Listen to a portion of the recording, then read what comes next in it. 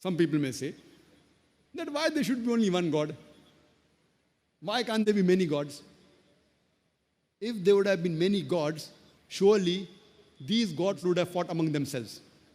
And we find this in the mythology of some of the religions. One god fighting with the other god. One god helping the other god to fight the third god. Can you believe in such a God who can be defeated, who can be killed? And some people say that why can't there be different God? One God for sun, one God for cloud, one God for wind. Now imagine if there was one God for each one having power over his own little thing. It's logical to have one God who has power over all things rather than each different God fighting among themselves. It's illogical. That's the reason the Quran says in Surah Anbiya, chapter number 21, verse number 22, that if there would have been gods besides Allah, surely there would have been confusion in the universe. It's mentioned in Surah Mu'minun, chapter number 23, verse number 91, that Allah subhanahu wa ta'ala does not beget a son. If there were God besides Allah, each God would have taken things would have created and hoarded on the other. Surely there would have been infighting amongst them. That's what we see in the mythology. The best and the most logical is only one God. One and only, all-powerful, having power over all things. That's the reason. If you read the scriptures of the major world religions, all the scriptures of the major world religions, they say that Almighty God is one. He has got no images. He is not begotten. He is one and only. Absolute and eternal.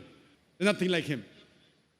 And by the passage of time, many of the scriptures, almost all besides the Quran, these scriptures have changed.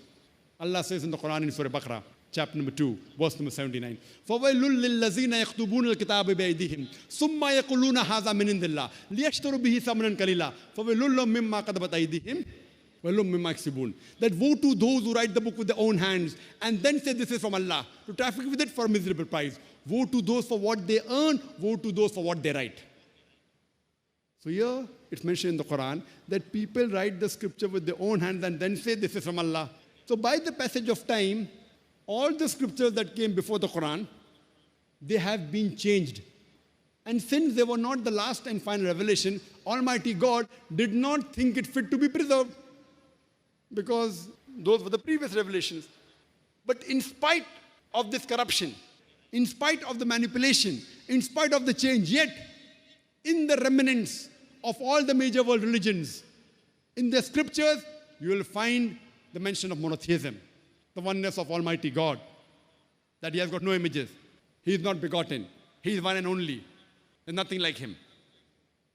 So if you believe in a concept of God, it should be according to your scriptures. There are some religions which are agnostic. You may not call them religions, like Buddhism. They don't comment on God. They are silent as far as God is concerned.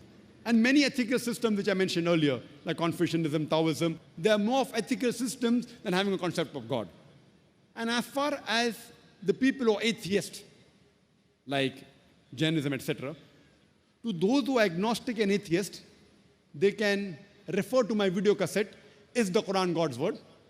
And I gave that earlier also, as well as recently in Bombay a couple of months back, on the 24th of November, on the second day of the peace exhibition in Bombay, The Solution to Humanity, Is the Quran God's Word? If they see this cassette or the talk, inshallah, if the human being is unabashed, with the help of the Quran, I've proved the existence of Allah subhanahu wa ta'ala.